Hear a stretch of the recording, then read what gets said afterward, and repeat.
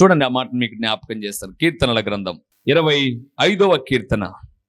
ఇదే మాటను దావీదు గారు మనతో మాట్లాడుతూ 25వ కీర్తన 2వ వచనాన్ని మనం చదువుతున్నాం. 25వ కీర్తన దావీదు ఎంత చక్కగా ప్రార్థన చేస్తూ అంటున్నాడో చూడండి. 2వ వచనాన్ని, నా దేవా నీ యందు నమ్మిక ఉంచి ఉన్నాను, నన్ను సిగ్గుపడనీయకుము. నన్ను ఏం చేయొద్దు, సిగ్గుపరచనీకు ప్రభువా.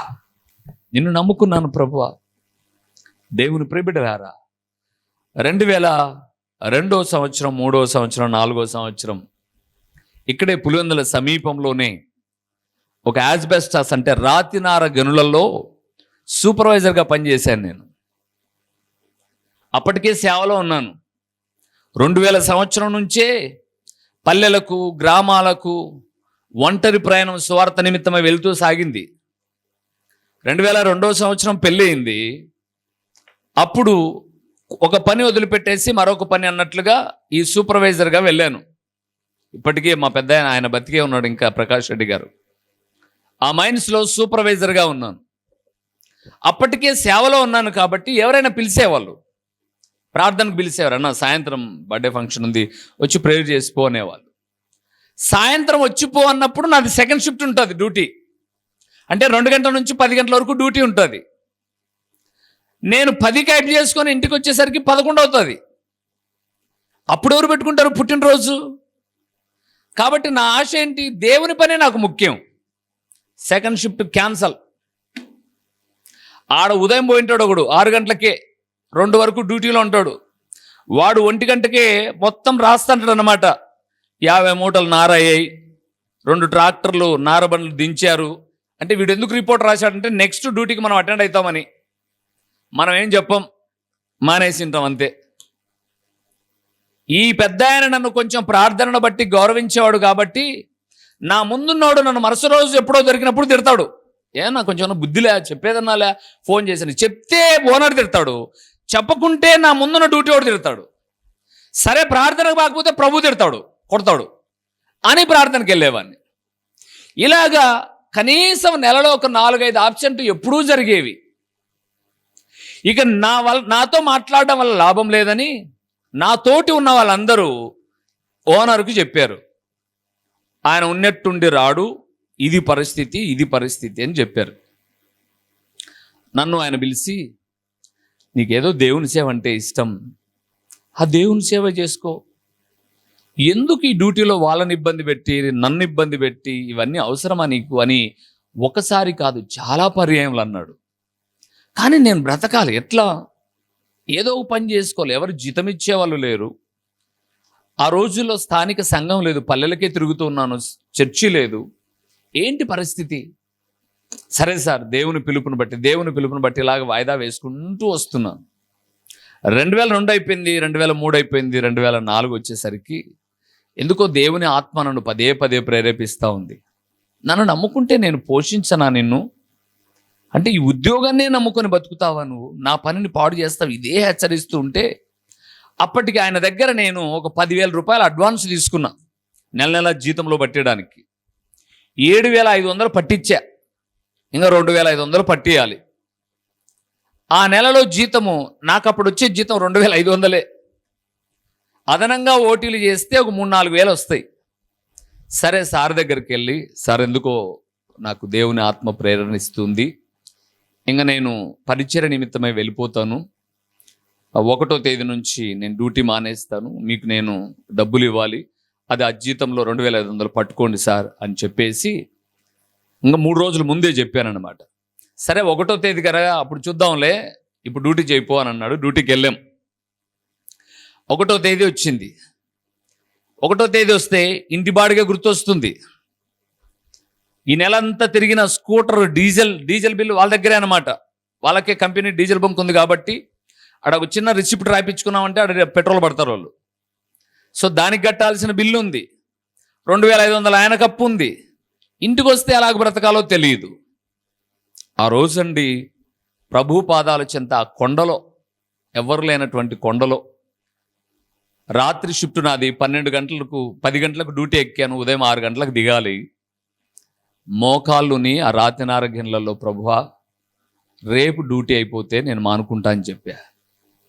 నన్ను ఎట్లా పోషిస్తావో నాకు అర్థం కావడంలా, నా పరిస్థితి ఏంటి, నేను ఎట్లా బ్రతుకుతా అని మాట్లాడుతూ ఉంటే ఆ రోజు అండి దేవుడు నాతో మాట్లాడిన విషయం, ఒక ఆమె వ్యభిచారం చేస్తుంది. అంటే ఒళ్ళును అమ్ముకుంటూ ఉంది, ఒళ్ళును నమ్ముకొని అమ్ముకుంటూ ఉంది.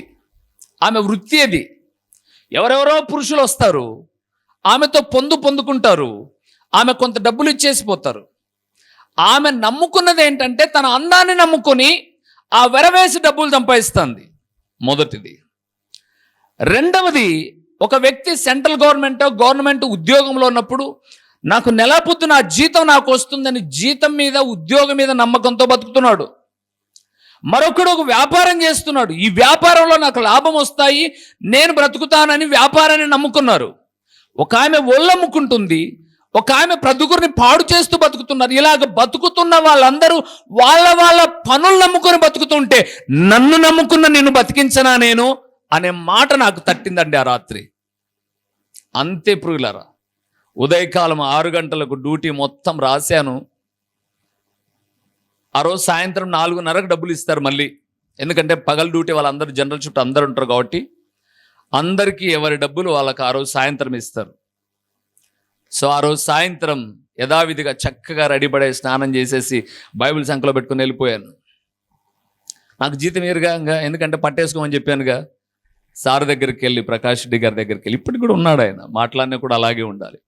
సరే, ఈ రోజు నుంచి నేను పరిపూర్ణంగా సేవలోకి వెళ్తున్నాను. మీకు ఏదైనా ఇంకా డీజిల్ పెట్రోల్కు సంబంధించి నేను ఏదో 300-400 బాకీ ఉంటాను, ఆ జీతం బట్టి చేస్తున్నాను, నేను వెళ్ళిపోతున్నానంటే ఉండు నీతో మాట్లాడాలి అన్నాడు. సరే కూర్చున్నాను. అందరి బట్టి వల్ల అయిపోయాయి. రూబేన్ డబ్బులు ఇచ్చారా అని అడిగారు మాకు అక్కడ ఉన్నటువంటి అకౌంట్ ఆయన. లేదు సార్ ఇంకా ఇవ్వలేదన్నాడు. అన్నాడు. 2500 ఇచ్చాడు. ఆయన నా చేతిలో పెడుతున్న మాట ఏంటంటే, రూబేన్ ఇది నా ఫస్ట్ కానుకనుకో, నువ్వు నాకేం అప్పు లేవు, నేను అన్ని కొట్టేస్తున్నాను, నమ్మకంగా సేవ చేయి. అక్కడి నుంచి ప్రియులారా ఈ 20 ఏళ్ళు పైబడి వెనక్కి తిరిగి చూసుకోలేదు. ఎన్నో రోజులు తినడానికి లేని రోజులు ఉన్నాయి. చుట్టూ ఉన్న ఎవరి దగ్గరికి వెళ్ళి ఈ రోజు వరకు కూడా నాకున్న ఒక లక్షణం ఏంటంటే, మా ఇంట్లో అన్నం లేదని కానీ, బియ్యం లేవని కానీ, కూరగాయలు లేవని కానీ, ఇబ్బందుల్లో ఉన్నామని కానీ ఈ రోజు వరకు చేయి చాచి నేను ఎప్పుడైనా అడిగింది ప్రభు అయిన యేసుక్రీస్తునే. తనను నమ్ముకున్న వారిని ఆయన ఎప్పుడు ఏం చేయడు, సిగ్గుపరచడండి, సిగ్గుపరచడు. ఈరోజు ఒక దేవుని సేవకుడిగా ధైర్యంగా చెప్పగలను, నేను ఆయన నమ్ముకున్న నేను సిగ్గుపడలేదు, కానీ సంతోషభరితంగా. నిందలున్నాయి, అవమానాలున్నాయి, హేళనలున్నాయి, బాధలున్నాయి, అన్నీ వచ్చాయి. కానీ నేను నమ్ముకున్న నా దేవుడు మాత్రం, ఆయన మాత్రం నన్ను ఎప్పుడూ సిగ్గుపరచనేలా. కొన్నిసార్లు నా ప్రవర్తన, నా పనులను బట్టి ఆయనకు సిగ్గు కలిగిన సందర్భాలు ఉన్నాయి, కానీ ఆయనను బట్టి నేను సిగ్గుపడిన సందర్భాలు మాత్రం ఎప్పుడూ లేవండి. నమ్ముకున్న నీతో కూడా దేవుడు మాట్లాడుతున్నాడు. నువ్వు నమ్ముకున్న దేవుడు నిన్ను సిగ్గుపరచడు ఎప్పుడు. ఒకవేళ ఈరోజు పరిస్థితులన్నీ అననుకూలంగా ఉండొచ్చు, కానీ అనుకూలంగా మలచుటకు సామర్థ్యం కలిగిన వాడు దేవుడు. ఆయన నమ్ముకున్న నీవు ఆయన మీద ఆధారపడు. ఒక తండ్రిని చూడండి. లూకా సువార్తకి వెళ్దాం. 8వ అధ్యాయములో, లూకా రాసిన సువార్త 8వ అధ్యాయము 50వ వచనం చూడండి ప్రియులారా. ఎంత చక్కటి మాట. ఆయన నమ్మినటువంటి ఆ తండ్రి ఏమన్నా సిగ్గుపడ్డాడా? 8వ అధ్యాయం ఆ మాట విని 50వ వచనాన్ని చూస్తున్నాం. 50వ వచనాన్ని చూస్తున్నాం. యేసు ఆ మాట విని భయపడవద్దు, నమ్మిక మాత్రం ఉంచుము, స్వస్థపరచబడునని అతనితో చెప్పి చాలు. ప్రియులారా, సమాజ మందిరపు అధికారి కూతురు అనారోగ్యం చేత ఉంది. ఈ సమాజ మందిరపు అధికారి వచ్చాడు యేసు ప్రభు దగ్గరికి. అయ్యా, ఆ కూతురుకు బాగలేదు, రా ప్రభు బాగు చేద్దువు అని అడిగాడు. సరే పదాన్ని వెళ్తూ ఉన్నాడు. ఒక 12 ఏళ్ల రక్తస్రావం కలిగిన స్త్రీ వచ్చి వస్త్రపు చెంగును ముట్టింది, బాగైంది. అలాగే ముందుకు వెళ్ళిపోతుంటే జన సమూహం అంతా ఆయనకు అడ్డుగా వస్తున్నారు. ఈలోపు ఇంటికా నుంచి ఒక వార్త వచ్చింది, బోధకుని శ్రమ పెట్టవద్దు, నీ కుమార్తె ఆల్రెడీ చనిపోయింది, ఇంగరా అని పిలిచారు సమాజ మందిరపు అధికారిని. యేసు ఆ మాట విని, 50వ వచనం అదే ఉందా? యేసు ఆ మాట విని ఏమంటున్నాడు? భయపడవద్దు. నమ్మిక ఉంచు చాలన్నాడు. ఏమైంది? పేజ్ తిప్పండి. ఏమైంది చూడండి. 54 వచనం చూద్దాం, 53, 54 చూద్దాం, 55 వరకు చూద్దాం.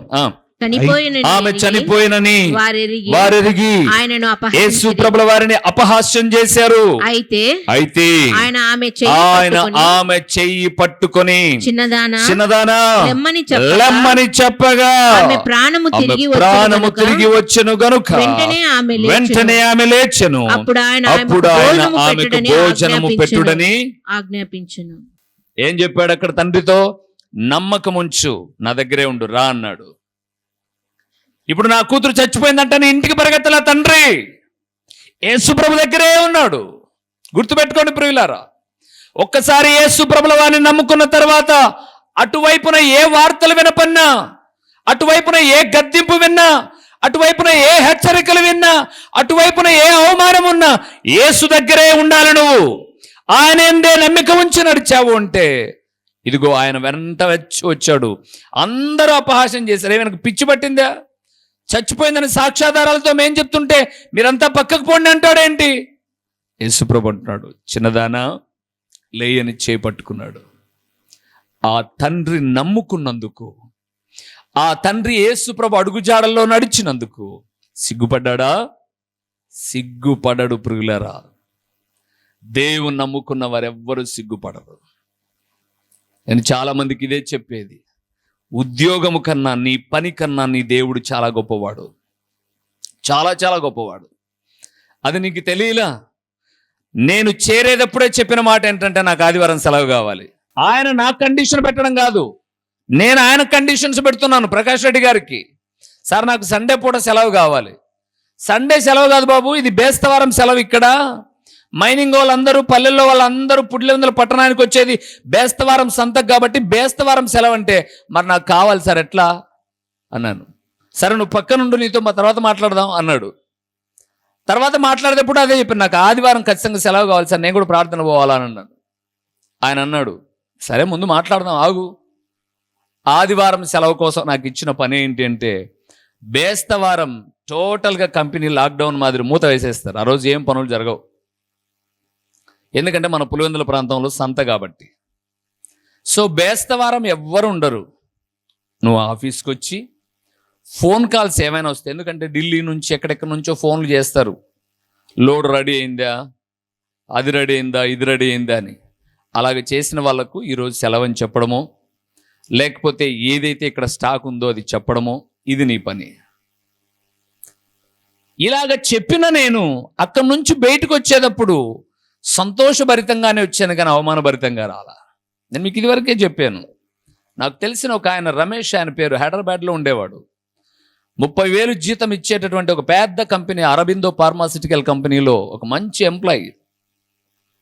ఆయన వెళ్ళి అడిగాడు ఆ డ్యూటీలో చేరేటప్పుడు, నాకు సండే లీవ్ కావాలి అంటే, డబల్ శాలరీ ఇస్తాం నీకు ఆ రోజు అంటే, ఓటీ కూడా వస్తుంది నీకు. నాకు ఓటీ వద్దు, ఆ రోజు నా జీతం కట్ అయిన పర్ల, నాకు ఆదివారం సెలవు అని కొద్ది రోజులు చేయించుకొని మానేపిచ్చారు అతన్ని. దాదాపు 1.5 నెల ఇంట్లో ఉంటే పాస్ట్ అన్నాడు, ఏం భయపడగాకు, ప్రభు సాయం చేస్తాడు. ప్రభు కొరకు నిలబడిన ఏ ఒక్క వ్యక్తిని సిగ్గుపరచడు ఆయన. 30,000 శాలరీ ఉన్నటువంటి అతను బెంగళూరులో 90,000 శాలరీతో జాయిన్ అయ్యాడు తెలుసా. 90,000 శాలరీతో. ప్లస్ వాళ్ళు చెప్పిన మాట ఏంటంటే, శని ఆదివారాలు సెలవు నీకు, నువ్వు చేస్తా అంటే మేము ఇస్తాం, కానీ శని ఆదివారాలు సెలవు, 5 రోజులు చేస్తే చాలు నువ్వు పని. ప్రభునందు ప్రియులారా, నీది పెద్ద సెంట్రల్ గవర్నమెంట్ ఉద్యోగమైనట్లు, ఇంట్లో పాచి పని చేసేదానికి, బోకులు కడిగేదానికి, బోలెలు కడిగేదానికి, ఊర్లో కసులు దొబ్బేదానికి, దీనిల కోసం ఆదివారం దేవుని పనిని నిర్లక్ష్యం చేసి ఏం మూట కట్టుకుంటావు? సిగ్గుపడతావు ఒకరోజు. కానీ ఆయన కొరకే నువ్వు నిలబడ్డావు అంటే సిగ్గుపడవు ప్రియులారా, నువ్వు సిగ్గుపడవు. నాకు తెలిసిన ఒక సోదరు ఇక్కడే హాస్పిటల్లో పనిచేసేది స్వీపర్గా. ఒక 100 రూపాయలు ఖర్చు అయిందండి. 100 రూపాయలు ఖర్చు అయితే డాక్టర్ ఏం చెప్పాడు తెలుసా? 100 రూపాయలు ఇచ్చి మాత్రలు కొనుక్కోపోమ్మా అన్నాడు. అమ్మ నువ్వు మా దగ్గర పని చేస్తున్నావు, చెత్తా చెదారం గలీజ్ అంతా ఎత్తుతున్నావు, 100 రూపాయలు ఏమవుతుంది, ఫ్రీగా మెడికల్ తీసుకోపోమ్మా. వాళ్ళకి మహా అంటే పడితే 40 రూపాయలు కూడా పడవండి మెడిసిన్, 40 రూపాయలు కూడా పడవు. 100 రూపాయలు మెడిసిన్ ఫ్రీగా తీసుకుని వెళ్ళిపో, ఆరోగ్యం బాగైతే మళ్ళీ నాకు డ్యూటీ చేస్తావు నమ్మకంగా అనలా. 100 రూపాయలు ఇచ్చి మెడిసిన్ కొనుక్కోపోమ్మా అని అన్నాడు. ఇదేంది? నీ జీతం నీకేలా? నా దేవుడు అలాంటి వాడు కాదు ప్రియులారా. నీకు ఇచ్చేది ఏది కూడా ఉచితంగా ఇచ్చే దేవుడు. ఆయన కొరకై నువ్వు నిలబడితే నిన్నెప్పుడు కూడా ఆయన సిగ్గుపడచ్చడు. మొదటిది దేవుని సహాయం వలన సిగ్గుపడము. రెండవది దేవుని నమ్మినందుకు, విశ్వాసం ఉంచినందుకు ఎప్పుడు కూడా సిగ్గుపడం. మూడో విషయాన్ని జ్ఞాపకం చేస్తాం. 119వ కీర్తన 80వ వచనాన్ని చూస్తూ ఉన్నాం. నేను సిగ్గుపడకుండునట్లు నా హృదయం నీ కట్టడల విషయమై నిర్దోషమగును గాక. చాలు ప్రియులారా, దేవుని వాక్య విషయమై నిర్దోషంగా ఉన్నావు అంటే సిగ్గుపడవు. దేవుని ఆజ్ఞలు కట్టడల విషయమై నిర్దోషిగా బ్రతికితే, అంటే దేవుడు ఒకటి చెప్తే నువ్వు ఒకటి చేస్తున్నావా, సిగ్గుపడతావు ఒకరోజు. దేవుడు చెప్పిందే చేసావా, నువ్వు ఎప్పుడు కూడా ఏం కావు, సిగ్గుపడవు. అలాంటి వ్యక్తిని ఒకరిని చూపిస్తాను మీకు. రాజుల 2వ గ్రంథము 18వ అధ్యాయము. వాస్తవానికి మొదటి 7 వచనాలు చదవాలి.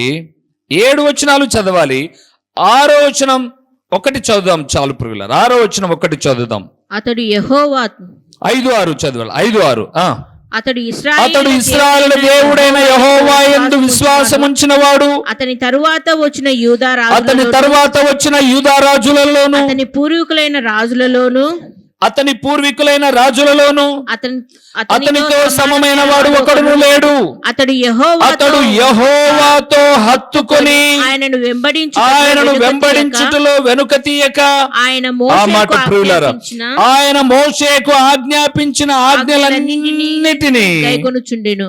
కాబట్టి యెహోవా అతనికి తోడుగా నుండి తాను వెళ్ళిన చోట నెల్ల అతడు జయము. చాలు ప్రియులారా, హిజ్కియా దేవుని వాక్యం ఏమైతే చెప్పిందో అలాగ చేస్తూ వచ్చాడు ఆయన. అందుకే హిజ్కియా జీవితంలో జయ జీవితం. ఎందుకో తెలుసా? మోషే నియమించిన ధర్మశాస్త్రం అంతటి ప్రకారంగా నడిచిన వాడు. ఈరోజు నీ జీవితంలో జయము కలగాలి అనంటే దేవుని వాక్యం ఏదైతే చెబుతుందో అది చేయి చాలు. దేవుని వాక్యం ఒకటి చెప్తుంటే నువ్వు ఒకటి చేయగాకు. దేవుని వాక్యం ఏదైతే హెచ్చరిస్తుందో దానికి లోబడు. జయ జీవితం నీకు. ఈరోజు చాలా మంది జీవితాలలో దారిద్రత, రకరకాలైనటువంటి ఇబ్బందులు కారణం ఏంటో తెలుసా? దేవుని వాక్యం ఎలాగ చెబుతుంది, వాళ్ళు ఒకలాగా చేస్తున్నారు. ఏమంటే దేదోటి కప్పిపుచ్చుకుంటున్నారు. ఎంతకాలం కప్పిపుచ్చుకుంటావు? ఒక్కటి గుర్తుపెట్టుకో, కప్పుకున్నది ఏదైనా కంపు కొట్టకపోదు. ఒకరోజు అద్భుతకరమైన మటన్ బిర్యానీ చేసినా దాన్ని కప్పి పెట్టావనుకోండి, నువ్వు ఎంత మూత వేసి ప్యాక్ చేసినా కూడా బయటికి తన్నుకొని వచ్చేస్తుంది దుర్వాసన 3వ రోజు కల్లా. నీవు దేవుని వాక్యం ఇలాగ చెబుతుంటే నువ్వు ఒకటి చేసావనుకోండి, నీ పాపం నీకు ఏ రోజైనా కంపు తెస్తుంది, సిగ్గుపడతావు నువ్వు. మొదటిది ఆయన మాట్లాడుతూ ఉన్నాడు, నా దేవుడు నాకు సహాయం అన్నవారు సిగ్గుపడరు. రెండవది ఆయన యందు నమ్మిక ఉంచిన వారు సిగ్గుపడరు. మూడవది ఆయన వాక్య ప్రకారము నిర్దోషిగా బ్రతికిన వారు సిగ్గుపడరు. నువ్వు నిర్దోషిగా ఉన్నావో దోషిగా ఉన్నావో నీవే నిర్ణయించుకో. నేనైతే తీర్పని కాదు కదా, నీవే నిర్ణయించుకో. దేవుని వాక్య ప్రకారంగా నడుచుకో. నేను అదొక్కటి చాలదా? పతనం అయిపోవడానికి ఒక్కటి చాలదా? 100 కావాలనా? బిందెలో నీళ్లు కారిపోవడానికి ఒక చిన్న రంధ్రము చాలని ఎన్నో మాటలు చెప్పుకున్నామే. నీవు పరలోకము నుంచి త్రోసివేయబడ్డానికి ఒక్క బలహీనత చాలు, నిన్ను నెట్టివేస్తాడు దేవుడు. తన అంచు కూడా రానిడు. నువ్వేమన్నా ఇంట్లో గట్టిగా కేకలేసి అరిచి ప్రార్థన చేస్తున్నా, దేవుని మందిరంలో ఏడ్చి ప్రార్థన చేస్తున్నా అనుకుంటున్నావేమో. దేవుని వాక్యానుసారంగా నువ్వు బ్రతకలేదు అంటే సిగ్గుతో తను చాలించాలి ఈ లోకంలో. దానికన్నా దేవుని వాక్య ప్రకారంగా బ్రతికి కష్టమైన నష్టమైన ఎన్నో చెప్పారు ప్రియులారా మాకు. ఎందుకన్నా ఎంతకాలం అన్నా సేవ చేసుకుంటూ ఈ పని చేయన్నా, ఈ వ్యాపారం చేయన్నా, ఈ ఉద్యోగం చేయన్నా, ఇది చేయన్నా అన్నారు. ఆల్రెడీ చేస్తుంటేనే దేవుడు వద్దన్నాడు, ఇప్పుడు మళ్ళా చేయడం ఏంది? నా దేవుడు నన్ను పోషిస్తాడంతే. ఒకవేళ పోషించలేదా ఇలాగే ఉంటాను. ఒకవేళ అంత ఇబ్బంది అయితే కన్నా ఎక్కడో ఒక చోట ఎవరన్నా అన్నం పెడితే నేను కొంత తిని నా ఇంటికి కొంత తెచ్చుకుంటానులే. దేవుని వాక్యం చెప్పమనిది చెప్తానన్నాను. దేవుడు సిగ్గుపరచలే ప్రియులారా. చివరిగా ఒక్క మాట చెప్తాను, సమయం అయిపోయింది కాబట్టి. యోవేలు గ్రంథము 2వ అధ్యాయము 25-26 చదువుతున్నాం. 25-26 చదువుతున్నాం. మీరు కడుపారా తిని తృప్తి పొంది మీ కొరకు వింత కార్యములను జరిగించిన మీ దేవుడైన యెహోవా నామమును స్తుతించునట్లు నేను పంపిన మిడతలను, గొంగలి పురుగులను అసర పురుగులను, చీడ పురుగులను అను నా మహాసైన్యము తినివేసిన సంవత్సరముల పంటను మీకు మరలా నెత్తును. నా జనులు ఇక ఎన్నటికి సిగ్గునొందరు. ఆమేన్. ఎవరు సిగ్గునొందరు? దేవుని నమ్మిన వారు, దేవుని సహాయము వలన, దేవుని యందు నమ్మిక ఉంచుట వలన, దేవుని ఆజ్ఞలు అనుసరించుట వలన సమృద్ధిలో ఉన్నవారు సిగ్గుపడరు. ఎలాగుండాలి? దేవుని నమ్ముకున్న వాళ్ళు ఎలాగుండాలి? సమృద్ధిలో ఉండాలి. గుర్తుపెట్టుకోండి ప్రియులారా, మనము ఇచ్చేవారముగా ఉండాలి, యాచించేవారముగా కాదు, ఇచ్చేవారముగా. అందుకే అక్కడ అన్నాడు సమృద్ధి. నేను ఏదేదైతే మీ పంటలను తినివేశాయో ఆ పంట అంతా మీకు ఇస్తాను. నేను ఇచ్చినప్పుడు మీకు సమృద్ధి కలుగుతుంది. సమృద్ధి కలిగిన మీరు ఏం కారు? సిగ్గుపడరు ప్రియులారా. క్రిస్మస్ వస్తే అప్పే, ఫీజు కట్టాలంటే అప్పే, వస్తువు కొనకచ్చుకోవాలంటే అప్పే. ఏమంటే బజాజ్ 0 ఫైనాన్స్ అని, మీ చిన్నాయన వాడు 0 ఫైనాన్స్ ఇస్తాడు నీకు. నీ మెడలు వంచి నువ్వు కావాలంటే చూసి చూడు, కార్డుకింత, దానికింత, దీనికింత అని నువ్వు కట్టేటటువంటి 10 నెలలకు సరిపడా ఇంట్రెస్ట్ వాడు తీసుకునే ఇస్తాడు. వాడు మీ చిన్నాయన, మీ అన్న తమ్ముడయ్యి, మీ నాన్న తమ్ముడయ్యి, వేలు విరిచిన మేనమామయ్యి నీకు 0 ఫైనాన్స్ ఇస్తాడు అనుకుంటున్నావా నువ్వు? ఎర్రోలు లేరెవరు. నిన్ను అప్పుకు ఆకర్షించుకోవడానికి అలాగ ఒక వెర వేస్తున్నాడు అంతే. నీకు నువ్వు ఒక్కసారి తెచ్చుకున్న తర్వాత, ఒక్కసారి కార్డు ఎంటర్ అయిన తర్వాత, ప్రతి నెల, ప్రతి సంవత్సరం నువ్వు కొనకపోయినా 126 రూపాయలు కంపల్సరీ సర్వీస్ ఛార్జ్ తీసుకుంటూనే ఉంటాడు బతికినంత కాలం. చూసుకోండి, కావాలంటే అడిగి చూడండి. ప్రతి సంవత్సరం నీ అకౌంట్లో నుంచి 126 రూపాయలు తీసుకుంటూనే ఉంటాడు. 126 రూపాయలు ఎంతండి? నీకు తెలియకోకుండానే వాడి చేతుల్లోనికి వెళ్ళిపోయావు. నువ్వేమనుకుంటున్నావు? 0 ఫైనాన్స్ అని. ఫ్రిడ్జ్ తెచ్చుకున్నా అంటే డబ్బులు ఉన్నప్పుడు తెచ్చుకోలేవు కదా నువ్వు. ప్రతిదీ కొనాలంటే అప్పే. అప్పు అంటే కొంతమంది గజ్జలు కట్టుకొని పరిగెత్తారండి. మూర్ఖత్వం ప్రియులారా. డబ్బులుందా? ఇచ్చి కొనేయి, బార్గింగ్ చేయొచ్చు. ఆ రోజు నువ్వు డబ్బులున్నాయంటే నువ్వు ఏం చేయొచ్చు తెలుసా? వారితో వాదోపవాదాలు పెట్టుకోవచ్చు. ఎందుకు 15,000ది అవసరం లేదు, 12,000 నీకు బుద్ధి పుడితే లేకపోతే అంటే నువ్వు క్యాష్ కాబట్టి ఇచ్చేది నిలబడతాడు. అదే 0 ఫైనాన్స్ దగ్గరికి వెళ్ళినప్పుడు 15,000 అంటే వాడు 20,000 చెప్పి 18,000 అయితే నీకైతే ఏమో నువ్వు వాళ్ళ బంధువు అయినట్టు నీకై 18,000 కంటే ఈ అక్క ఇంటికి వచ్చి నాకై 18,000 అంటే ఎర్రిదానా ఆ పక్క 13,000 అంతే. నీకు తెలియక నువ్వేమనుకుంటున్నావు అంటే నాకై అంట. ఏమి నీ మీదేమి అంటే నువ్వు వాళ్ళ ఫైనాన్స్ అంటే వాడు పెట్టే కంపెనీలో, వాడు పెట్టేటటువంటి ఆ ఫర్నిచర్ షోరూంలో నువ్వు భాగస్తురాలువా నీకై ఇవ్వడానికి. వాడు చెప్పే మాటలండి, వ్యాపార వ్యక్తుల యొక్క మాటలు అవి. దేవుని నమ్మిన వారు ఎప్పుడు సిగ్గుపడరు అంటే సమృద్ధి కలిగిన వారు సిగ్గుపడరు.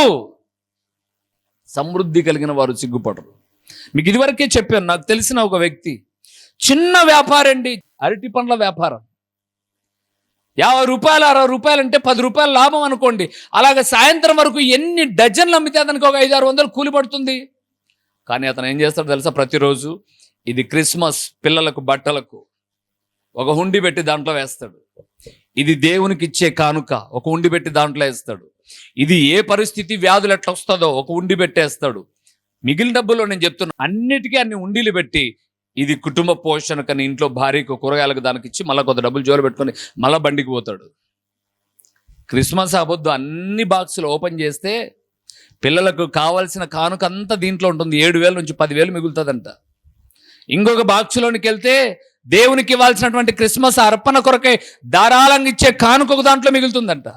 ఇంకో దాంట్లో మిగిలితే రోగం ఎప్పుడొస్తుందో, ఏ జ్వరం ఎలాగొస్తుందో తెలియదు, ఇది ఒకటి మిగిలి ఉంటుందంట. ఏమి రాలేదా, దీన్ని అలాగే మళ్ళీ మిగిలించుకుంటాడు.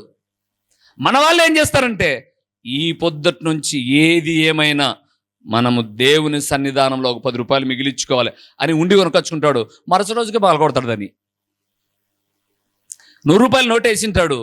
వీడికి 50 రూపాయలు అవసరం వస్తానట్లే నిగ్రహించుకోలేడు. వెంటనే వీని చూపులు ఎక్కడికి వెళ్తాయి? ఫస్ట్ పిన్సుతో ట్రై చేస్తాడు. వచ్చేదే 100 రూపాయలు, వచ్చేదా చూస్తాడు. ఇది రాలేదనుకోండి, ఠక్ అన్నట్టు కొబ్బరి టెంకాయ కొట్టినట్టు కొడతాడు. ఇంకా మళ్ళీ కొనుక్కొచ్చుకోడు, బేయడు.